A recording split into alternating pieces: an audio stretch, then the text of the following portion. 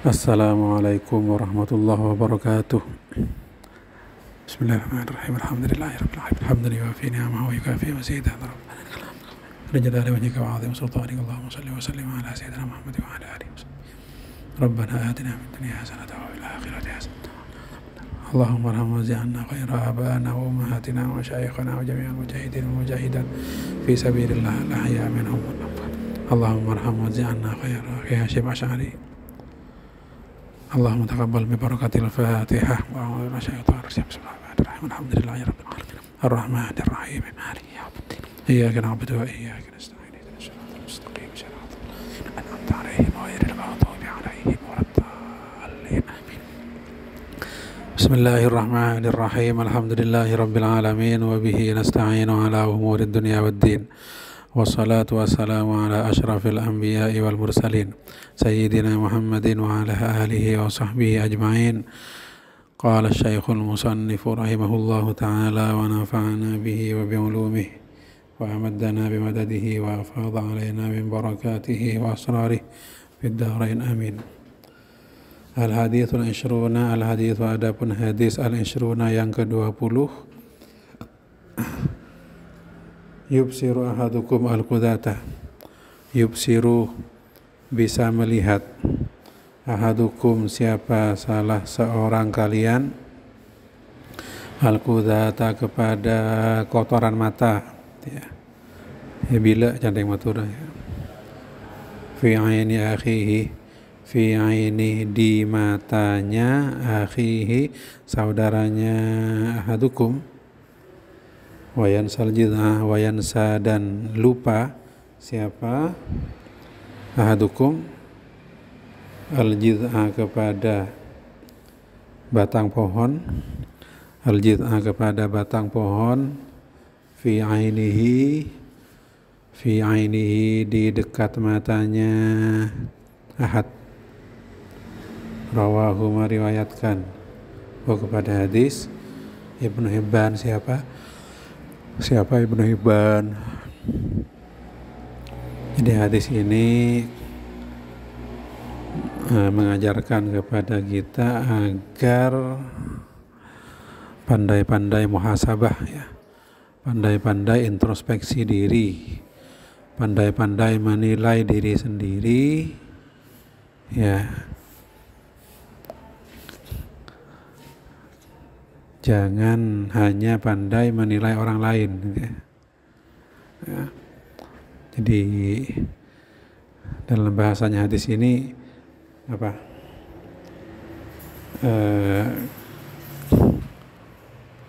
Kotoran matanya orang lain kelihatan, tapi batang pohon yang di dekat matanya tidak kelihatan, gitu ya.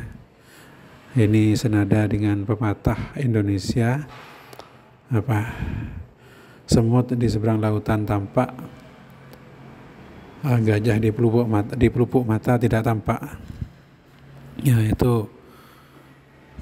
itu maknanya bahwa manusia, ya, manusia itu seringkali kritis, ya, jeli melihat kesalahan orang lain, jeli melihat aib orang lain, tapi kesalahan dirinya sendiri dia tidak sadar, ya. Aibnya sendiri dia tidak sadar, gitu ya. Nah, mestinya ya kita lebih menyadari pada kekurangan diri sendiri, pada aib diri kita sendiri, agar kita mau memperbaiki diri, ya. Tidak usah ngurusi orang lain, gitu ya. Jadi diri kita dulu, ya, urus diri kita dulu, baru ngurus orang lain, gitu ya. Jadi jangan dibalik, maunya mengurus orang lain tapi dirinya sendiri tidak diurus, gitu ya. Mengurus aib orang lain tapi aibnya diri sendiri tidak diurus, ya. Mengurus kesalahan orang lain, ya, tapi kesalahannya sendiri tidak diurus. Nah, ini hal yang tidak baik, gitu ya. Hal yang tidak baik. Dan Ya, orang yang menyadari kesalahannya sendiri, orang yang menyadari aibnya sendiri, dia termasuk orang yang beruntung. Ya, kenapa? Karena dia ketika dia tahu kesalahannya, tahu aibnya, dia bisa memperbaiki diri, ya.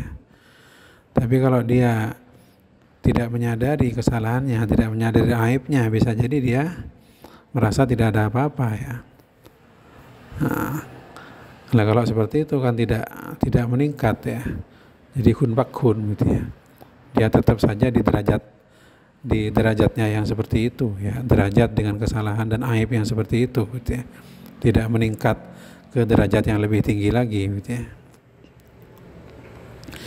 Nah, itu dalam tataran pribadi, dalam konteks organisasi, ya, termasuk Nahdlatul Ulama, ya.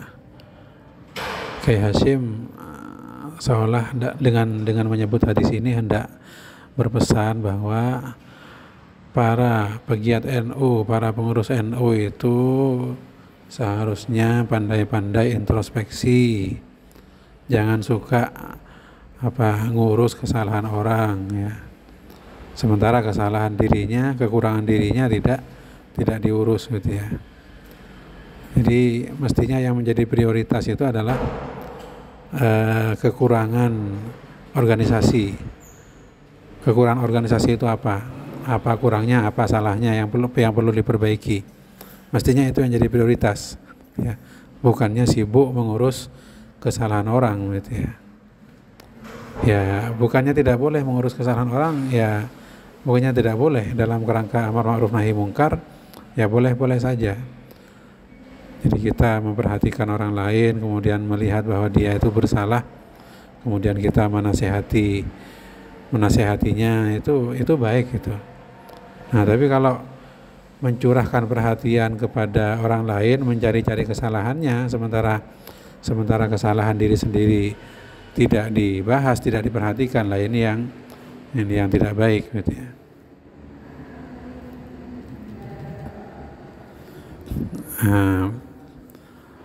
Padahal kalau kita memang serius untuk mengurus organisasi, memajukan organisasi, ya semestinya kita menyempatkan diri untuk evaluasi, ya. Jadi mengevaluasi diri, mengevaluasi program kerja gitu, ya. Dan itu rutin berkala, ya. Evaluasi bulanan, evaluasi tahunan gitu, ya. Itu dalam rangka apa? Dalam rangka, ya, agar memantau dan memastikan bahwa program kerja itu dilaksanakan sebagaimana mestinya gitu, ya.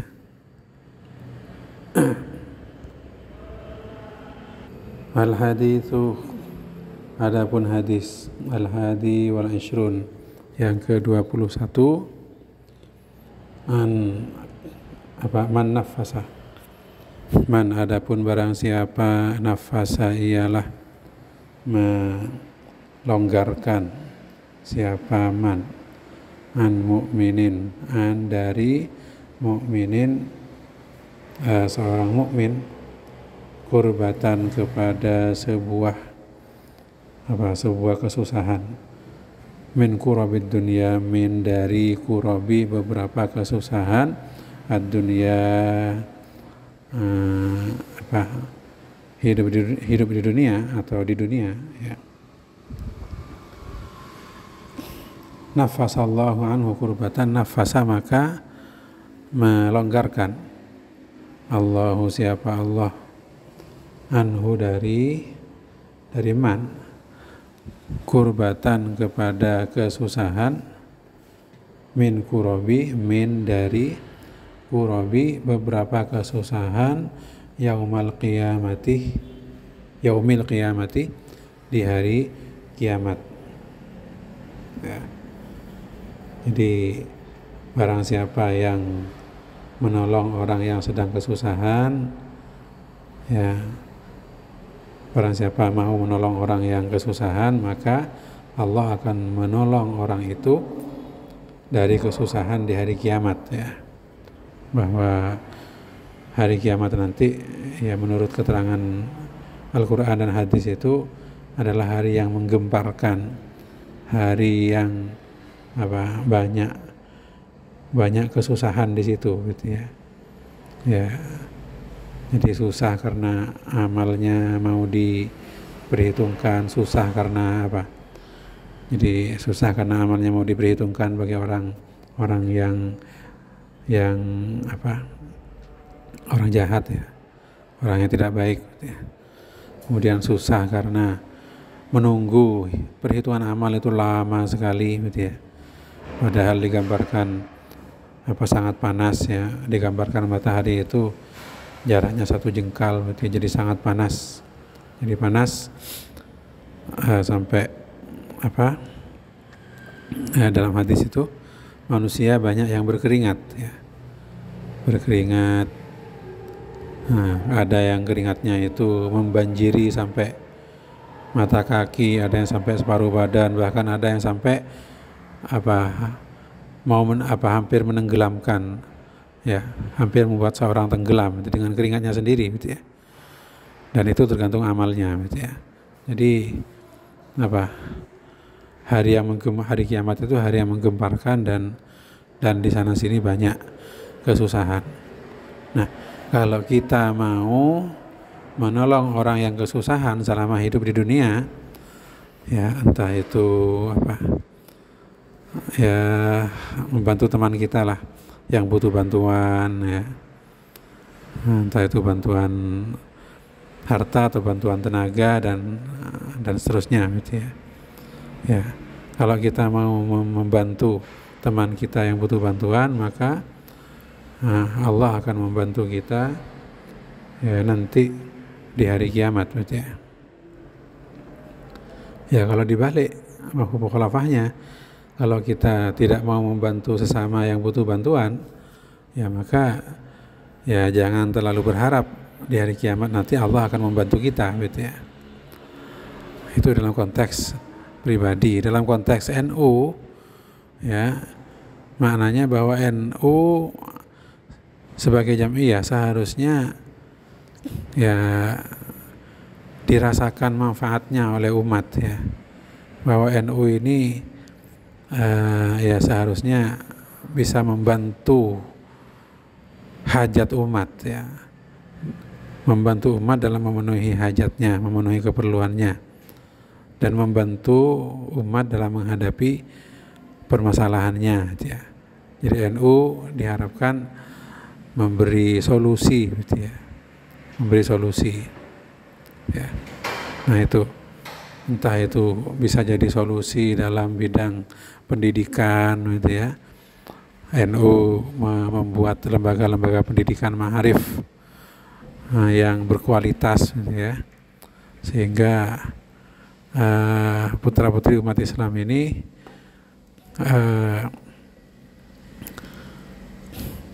bisa berharap ya masa depan putra-putrinya itu cerah dengan disekolahkan di sekolah-sekolah NU gitu ya, atau di lembaga-lembaga pendidikan NU mulai dari sekolah dasar sampai perguruan tinggi. Alhamdulillah sudah ada sekarang ya, dan semakin banyak perguruan tinggi NU itu ya.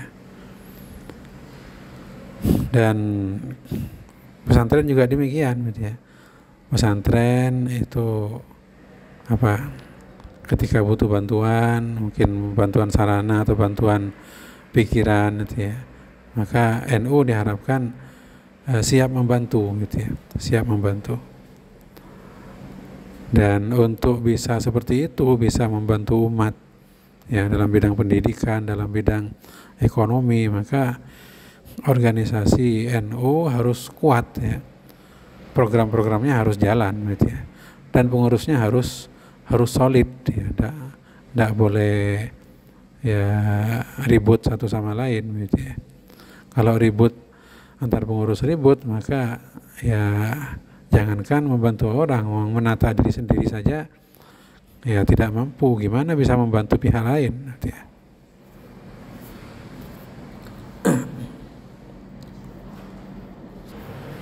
Maka ketika kita hendak aktif di Nahdlatul Ulama, ya kita harus menata niat gitu ya. Menata niat saya ya aktif di Nahdlatul Ulama, niat saya mencari ridha Allah dengan cara berkhidmah, mengabdikan diri kepada Nahdlatul Ulama ya, dalam melaksanakan program-programnya, baik program bidang pendidikan, bidang ekonomi, bidang kesehatan dan lain-lain gitu ya. Yang itu manfaatnya akan dirasakan oleh umat ya, oleh umat, di mana dirinya dan keluarganya itu juga termasuk umat gitu ya. Ya, tidak perlu ada ambisi-ambisi misalkan NU ingin jadi pengurus NU agar mudah jadi pejabat misalkan ya, mudah nyalon jadi dewan atau mudah nyalon jadi bupati atau jadi gubernur atau jadi presiden misalkan gitu ya. Nah, jadi NU hanya sebagai batu loncatan lah, ini niat yang tidak tulus ini. Ya, bukannya tidak boleh pengurus NU itu jadi pejabat. Ya, bukan tidak boleh ya, baik-baik saja, bahkan itu termasuk perjuangan Islam di bidang politik, yang mana berjuang di bidang politik itu hukumnya fardu kifayah gitu ya. Ya. Jadi baik ya, berjuang di bidang politik itu baik, tapi ketika yang melandasi peran politik itu adalah ambisi duniawi ya, ingin jadi pejabat karena ingin fasilitas, ingin cepat kaya misalkan ya, walaupun korupsi lah, itu yang bisa jadi akan memperkeruh organisasi ya, jadi memperkeruh hubungan antar pengurus gitu ya. Karena yang mengemuka adalah ambisi, bukan semangat untuk khidmah, untuk melayani gitu ya. Waman yassara, adapun barang siapa yassara ialah mempermudah siapa man ala mu'sirin, ala atas mu'sirin orang yang kesulitan, yassarallahu alaihi, yassara maka mempermudah Allahu siapa Allah alaihi kepada man di dunia wal akhirati dan akhirat. Orang yang suka mempermudah urusan orang lain ya, dalam konteks aturan gitu ya, maka Allah akan mempermudah orang itu, mempermudah urusan orang itu di dunia dan akhirat gitu ya. Tapi mempermudah ini jangan dimaknai sebagai jalan pintas dengan melanggar ya. Jadi mempermudah ini maknanya ya membantu orang lain, memudahkan urusannya, memudahkan hajatnya, tapi dalam batas aturan yang berlaku ya. Bukan berarti mempermudah itu lalu ketika ujian guru membiarkan muridnya ngerpek atau memberi bocoran jawaban. Nah, itu bukan mempermudah yang benar, itu mempermudah yang salah gitu ya. Atau misalkan membantu pihak lain untuk melanggar ya, agar mudah melanggar. Nah, itu juga bukan itu yang dimaksud gitu. Jadi tetap dalam koridor aturan yang berlaku ya, terutama aturan syariat ya. Maka ya kita biasakan, santri ini dibiasakan membantu sesama semenjak di pondok ya. Mulai dari hal-hal kecil gitu ya. Misalkan membalik sandal temannya ketika temannya naik masjid gitu ya, agar temannya mudah ketika turun dari masjid mudah memakai sandal misalkan lah, itu hal kecil, sampai hal-hal yang agak rumit, misalkan ya meminjamkan uang atau mencucikan baju temannya ketika temannya itu sedang banyak tugas misalkan. Nah, itu namanya mempermudah ya, membantu sesama gitu ya. Kalau kita mulai itu dari pondok, insya Allah akan menjadi kebiasaan baik yang akan kita bawa pulang ya. Jadi bawa boyong gitu ya. Jadi boyong dalam keadaan terbiasa dengan terbiasa membantu sesama gitu ya.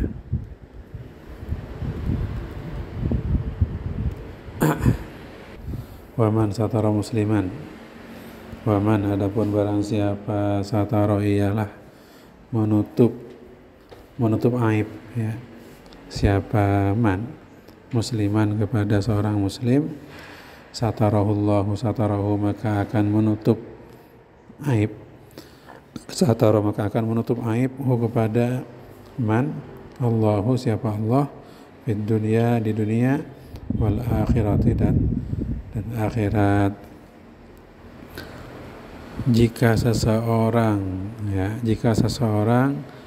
mau menutupi aib saudaranya, aib sesamanya, maka Allah akan menutupi aib orang itu di dunia dan akhirat ya.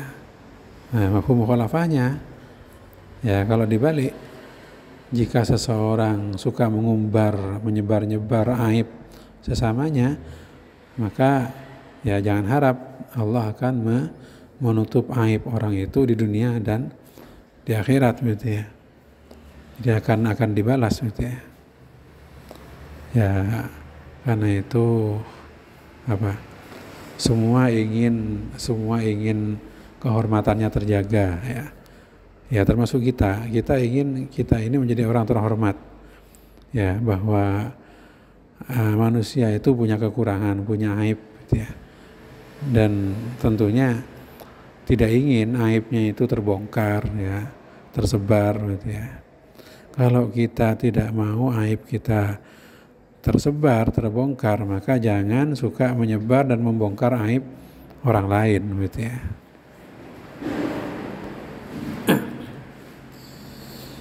Nah, maka dalam konteks NU ya kehormatan itu ya harus dijaga gitu ya. Kehormatan pengurus ya, kehormatan organisasi lain gitu ya. Itu harus dijaga gitu ya. Antar pengurus saling menjaga kehormatan, tidak saling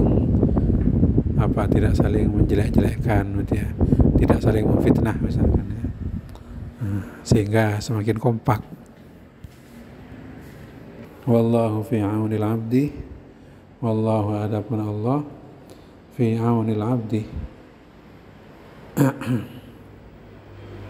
Fi auni ialah senantiasa membantu al-abdi hambanya ya. Jadi seorang hamba artinya hamba Allah. Maka al-abdu maka selagi ada al-abdu siapa hamba itu fi auni akhi, fi auni ialah senantiasa membantu akhihi sesamanya al-abdi atau saudaranya al-abdi. Jadi ini jelas ini ya, Allah akan selalu membantu seseorang selama orang itu mau membantu sesamanya, mau membantu orang lain. Allah akan senantiasa membantu kita selama kita senantiasa membantu orang lain. Ya kalau dibalik kita tidak mau membantu orang lain ya jangan harap Allah akan membantu kita gitu ya. Dalam konteks NU juga begitu gitu ya. Hendaknya Nahdlatul Ulama itu jangan hanya memikirkan nasibnya sendiri, tapi juga memikirkan pihak lain, memikirkan bangsa ya, memikirkan kemanusiaan dan seterusnya itu ya, sehingga dengan begitu insya Allah pihak lain juga akan membantu NU gitu ya. Waman adapun barang siapa salaka ialah menempuh siapa man thoriqon kepada jalan, yaltamisu yang mencari siapa man fihi dalam thoriqon ilman kepada ilmu, sahalallahu sahalah maka memudahkan Allahu siapa Allah lahu bagi man thoriqon kepada jalan ilal jannati ke surga. Ya, tentunya ilmu yang manfaat ya.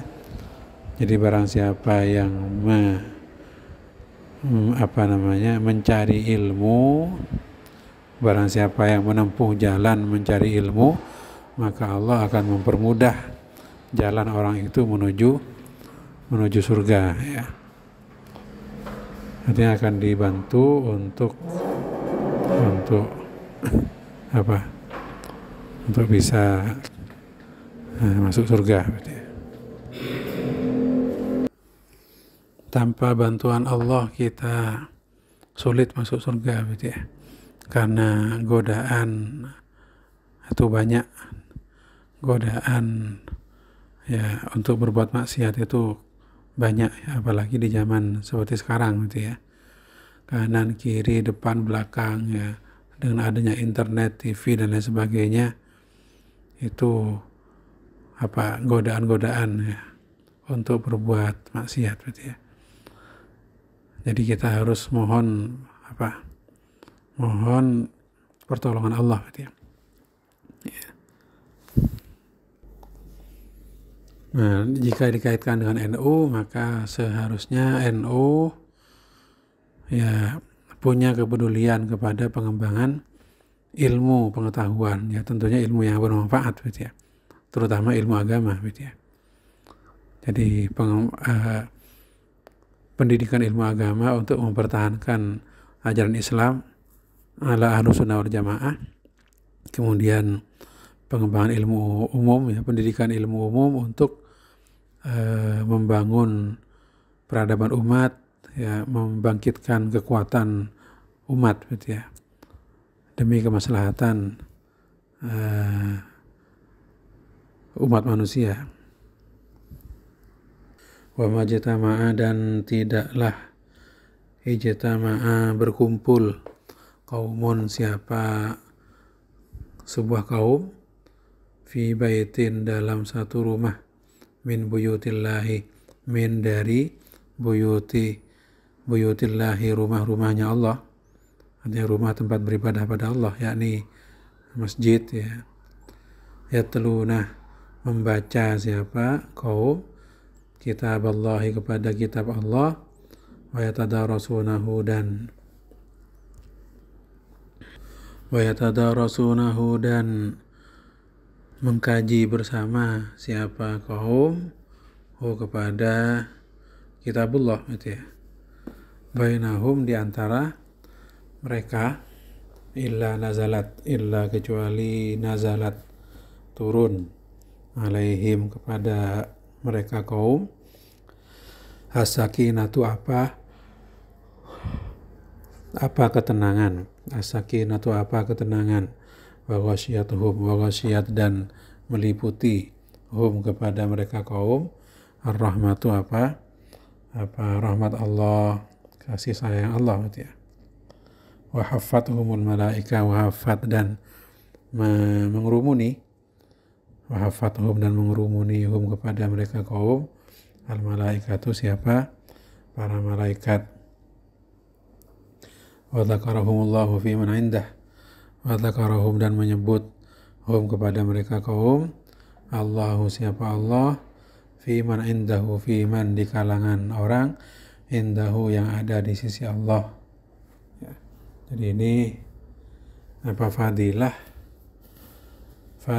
membaca kitab Allah dan tadarus, mengkaji kitab Allah, mengkaji isi kitab Allah, ya, mengkaji ajaran kitab Allah, ya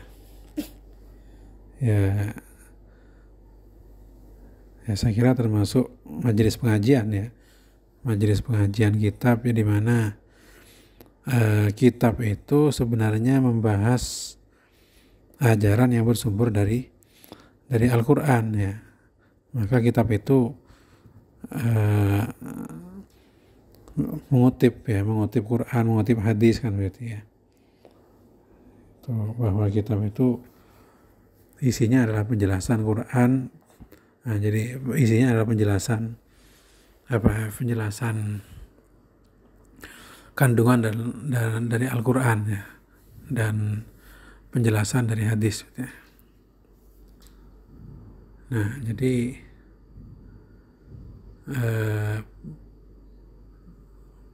majelis-majelis ya, majelis-majelis membaca Quran dan majelis mengkaji Quran dan majelis yang termasuk mengkaji isinya gitu ya, itu fadilahnya besar sekali ya. Antara lain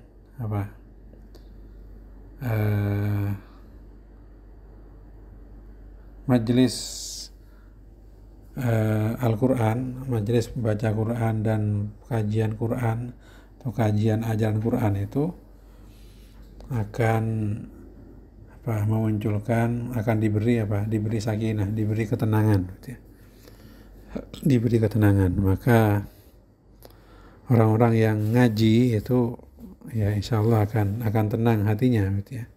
Kalau kita cari ketenangan ya cari di pengajian ya, cari di pengajian, baik itu pengajian Quran, tadarusan atau pengajian kitab yang mengkaji ajaran Quran gitu ya.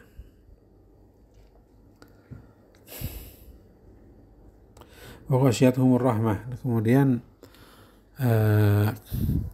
majelis Al-Quran itu juga akan diberi rahmat Allah gitu ya. Dan para malaikat akan datang ke majelis itu ya, akan mendoakan dan sebagainya itu ya. Wa dzakarahumullahu fi man indah, dan majelis pengajian itu akan disebut-sebut oleh Allah di kalangan pihak-pihak yang ada di sisi Allah ya. Pihak di sisi Allah ya, bisa jadi malaikat atau para nabi yang sudah wafat gitu ya. Kalau kita misalkan nama kita disebut-sebut oleh presiden di istana negara, kita akan merasa bangga, tersanjung. Nah, ini yang menyebut ini bukan hanya presiden, bukan hanya raja, tapi Tuhan yang pencipta alam semesta yang menyebut-nyebut. Maka ya lebih dahsyat lagi, jauh lebih dahsyat gitu ya. Ya. Jadi itu fadilah majelis pengajian, baik pengajian Quran maupun pengajian ajaran Al-Quran. Maka berdasarkan hadis ini ya, saya pikir santri kalau sama-sama yang ngantuk misalkan, saya kira lebih baik tetap berangkat ngaji walaupun tertidur di pengajian daripada tidur di kamar ya. Sama-sama tidur di pengajian di masjid atau tidur di kamar itu beda ya. Kalau tidur di masjid itu ya ini akan mendapat fadilah ini, rahmat, ketenangan, kemudian dekat dengan para malaikat yang datang di majelis itu gitu ya. Karena itu ya saya menganjurkan kepada santri agar semangat ya datang ke majelis-majelis pengajian ya, majelis pengajian. Waman abta'a amaluhu lam yusri bihi nasabuh.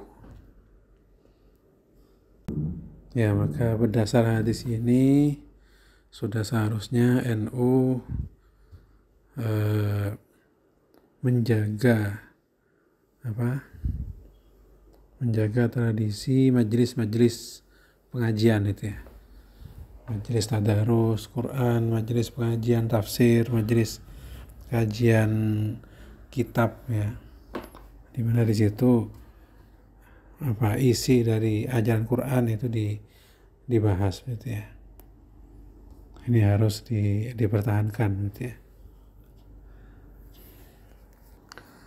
Waman abto'ah, waman adapun barang siapa abto'ah ialah membuat lambat amaluhu ya, amalahu ya, kepada amal nyaman. Jadi amalnya itu dibuat lambat gitu ya. sengaja beramal lambat ya. Atau lambat beramal. Lam yusri bihi nasabuh. Lam yusri maka tidak akan membuat cepat. Lam yusri maka tidak akan membuat cepat bihi kepada man. Nasabuhu apa nasabnya? Man. Dalam riwayat yang lain, dalam hadis yang lain itu man batta'a bihi amaluh lam yusri bihi nasabuh gitu ya. Ini senada dengan ini gitu ya. Barang siapa yang dibuat lambat dengan amalnya, jadi amalnya lambat ya, malas, lam yusri bihi nasabuh, maka nasabnya tidak membuat dia cepat gitu ya. Rawahu meriwayatkanhu kepada hadis Muslimun siapa? Imam Muslim. Jadi hadis ini mengandung ajaran bahwa kita itu tidak boleh mengandalkan nasab gitu ya. Mengandalkan nasab, tidak mau beramal karena mengandalkan nasab. Jadi saya ini anak kiai, anak wali ya, kemudian tidak mau istiqomah belajar misalkan, ketika jam belajar tidak mau belajar misalkan, ketika waktunya sekolah tidak mau sekolah karena membanggakan dirinya itu keturunan wali, keturunan kiai atau keturunan orang hebat misalkan itu ya. Nah itu sikap yang tidak benar itu ya, sikapnya tidak benar. Kalau kita lihat sejarah ya, banyak anak-anak orang hebat itu ternyata tidak hebat gitu ya. Ya, jadi ada keturunan orang hebat, orang pintar ternyata tidak pintar. Keturunan Nabi Nuh itu nabi yang agung, ulul azmi. Ya, tapi ternyata putranya ada yang ditenggelamkan, termasuk orang-orang yang tenggelam ya. Padahal putranya Nabi itu. Ya. Putranya Nabi saja bisa tidak selamat, apalagi hanya putranya wali, putranya kiai. Ya. Jadi jangan membanggakan nasab atau garis keturunan. Kita harus senantiasa bersemangat untuk beramal soleh, bersemangat ngaji, bersemangat mencari ilmu gitu ya. Ya, jangan mengandalkan nasab kita gitu ya. Meskipun dalam Al-Quran nasab itu ya ada fadilah yang terkait dengan nasab itu ada ya. Di dalam surat At-Tur ayat 21 Allah berfirman, A'udzubillahi minasyaitonir rajim, walladzina amanu wattaba'atuhum dzurriyyatuhum biimanin alhaqna bihim dzurriyyatahum wama alatnahum min amalihim min syai'. Ya. Wama alatnahum min amalihim min syai' kullu mri'in bima kasaba rahin. Jadi orang-orang yang beriman dan keturunannya juga beriman, maka keturunannya itu akan dikumpulkan dengan leluhurnya yang punya derajat yang tinggi gitu ya. Jadi leluhurnya punya derajat yang tinggi, kemudian keturunannya derajatnya tidak setinggi leluhurnya ya, derajatnya rendah. Selama keturunannya ini mau beriman ya, jadi mati dalam keadaan beriman, maka Allah akan mengangkis derajat keturunannya itu, dikumpulkan, keturunannya itu akan dikumpulkan nanti di surga bersama leluhurnya ya. Bersama leluhurnya. Jadi ini fadilah yang terkait dengan nasab ya. Kalau jadi catatannya itu sama-sama beriman gitu ya, sama-sama beriman. Nah, kalau tidak beriman ya murtad, naudzubillah ya, tidak bisa gitu ya. Tidak bisa. Ya.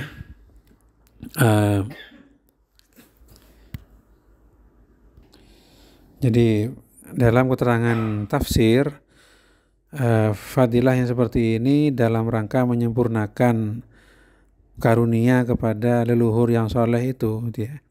Jadi para leluhur yang soleh itu akan senang kalau keturunannya itu dikumpulkan dengannya gitu ya. Kalau kita ternyata punya leluhur yang soleh, yang punya derajat yang tinggi, ya alhamdulillah itu disyukuri ya.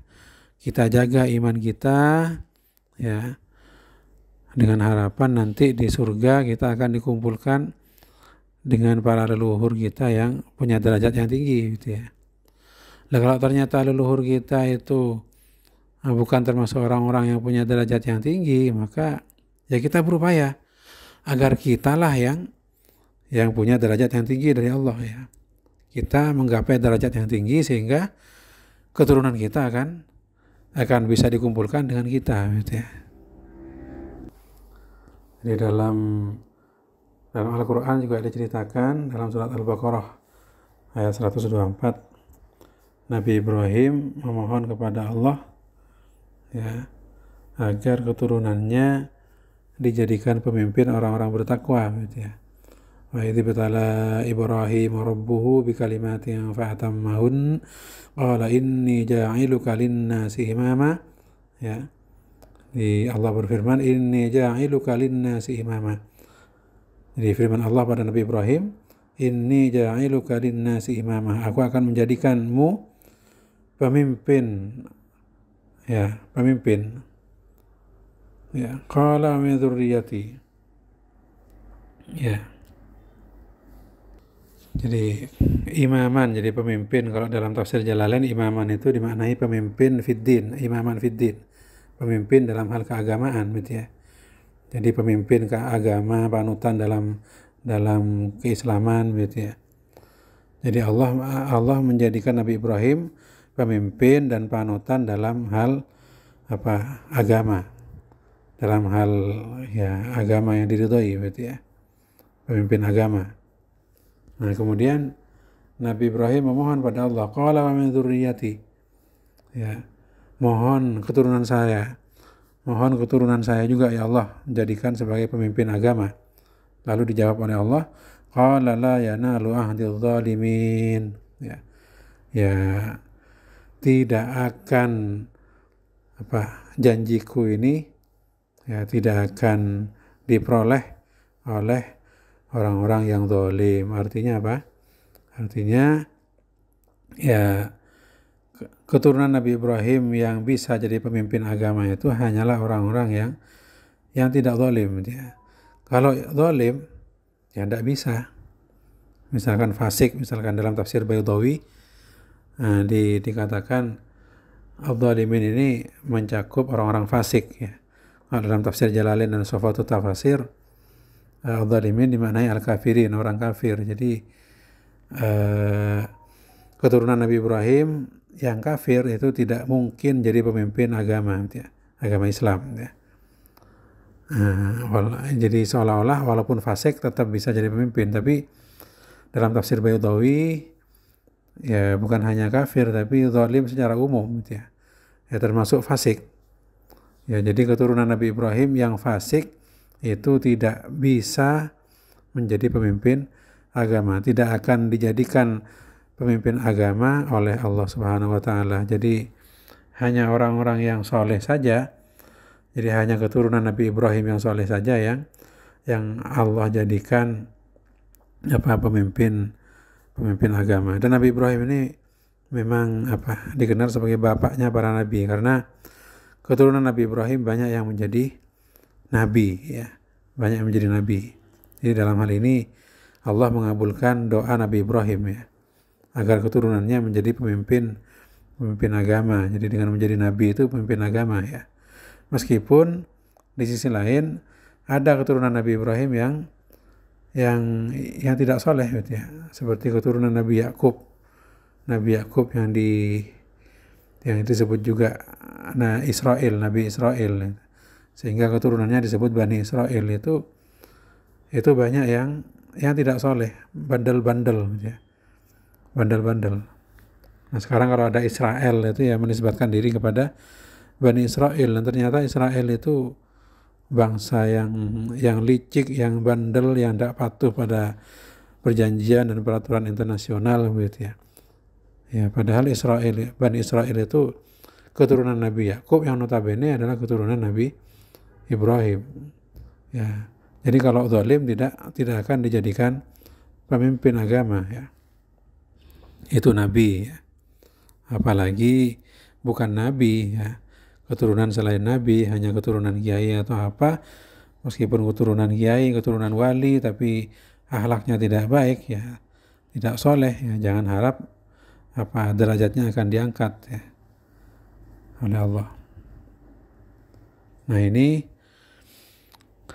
seharusnya juga menjadi pedoman dalam Nahdlatul Ulama, bahwa yang menjadi pertimbangan seseorang dipasrahi posisi tertentu, peran tertentu, itu adalah kesolehan, adalah akhlak dan ilmu.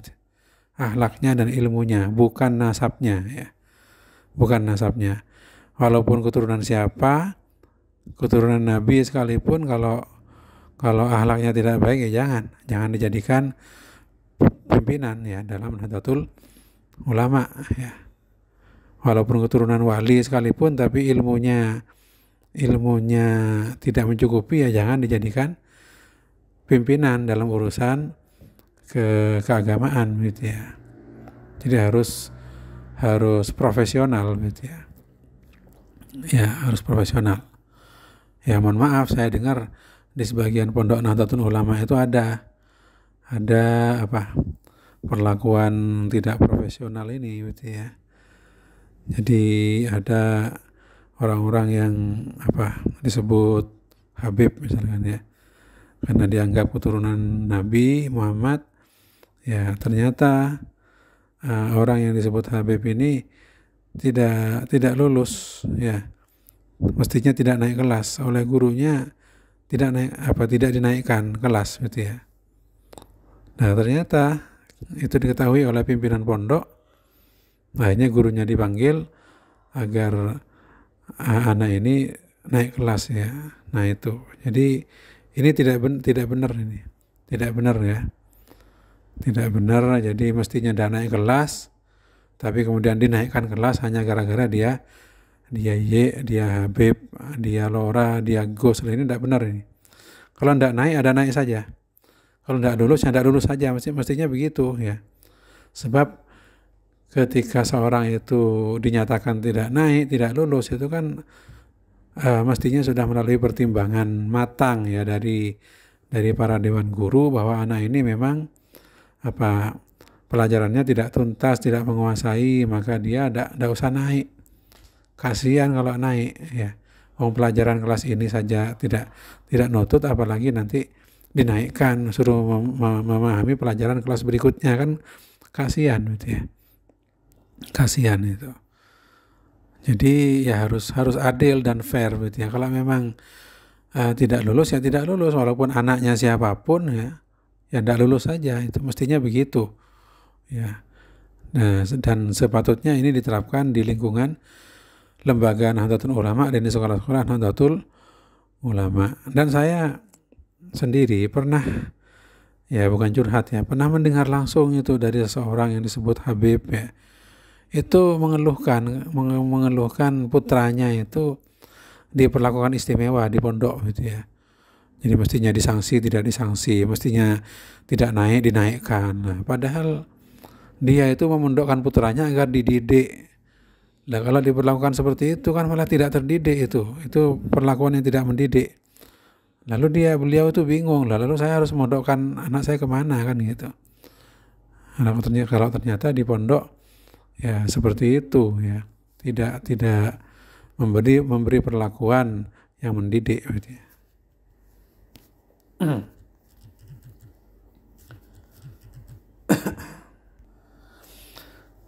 Maka prinsip egalitas atau kesetaraan ini perlu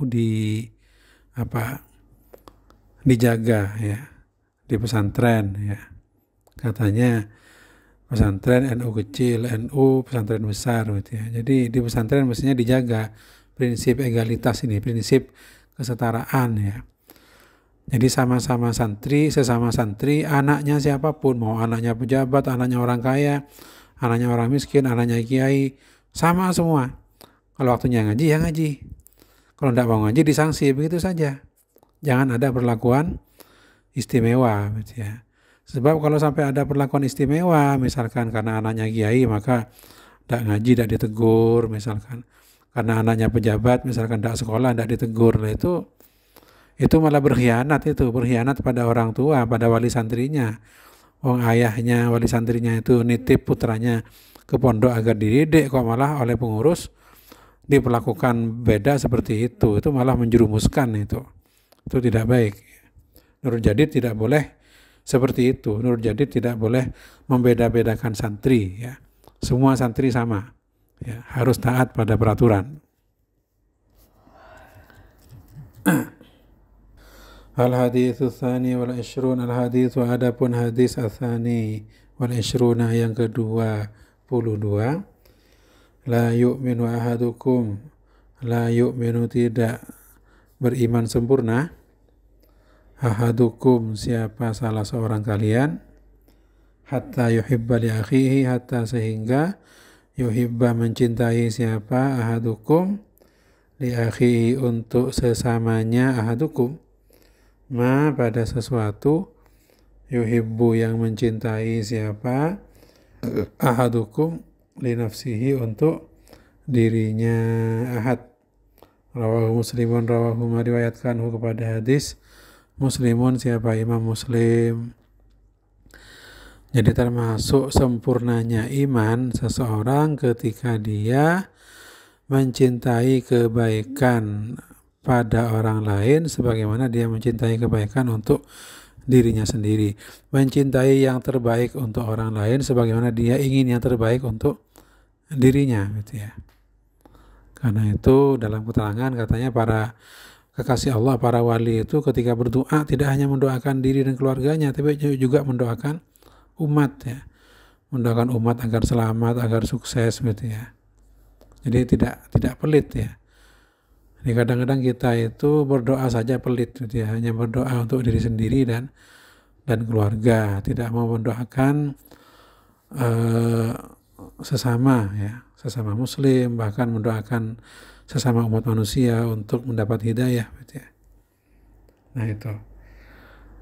Jadi menurut hadis ini, selama kita masih egois, hanya mementingkan diri sendiri atau mementingkan keluarga kita dan tidak peduli dengan kebaikan bagi orang lain, maka iman kita belum sempurna, gitu ya.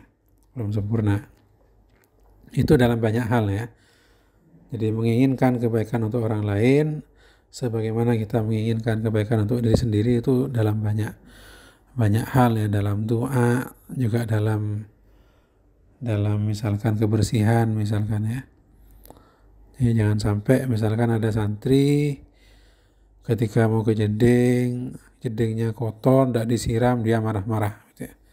Marah-marah, memaki-maki.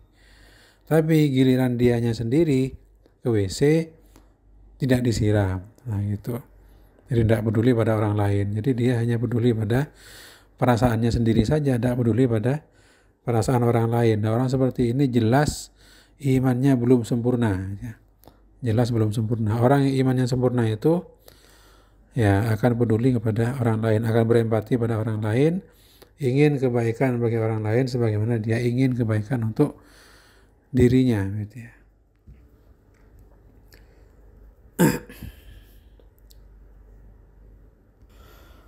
Jika dikaitkan dengan NU, maka seharusnya NU dengan program-program kerjanya, ya, tidak hanya memikirkan kemaslahatan anggotanya saja, tapi juga memikirkan kemaslahatan bangsa, bahkan kemaslahatan umat manusia semuanya, gitu ya. Jadi rahmatan lil alamin, gitu ya. Al-hadits tsalits wal 'ishrun, wallahu a'lam. Assalamualaikum warahmatullahi wabarakatuh.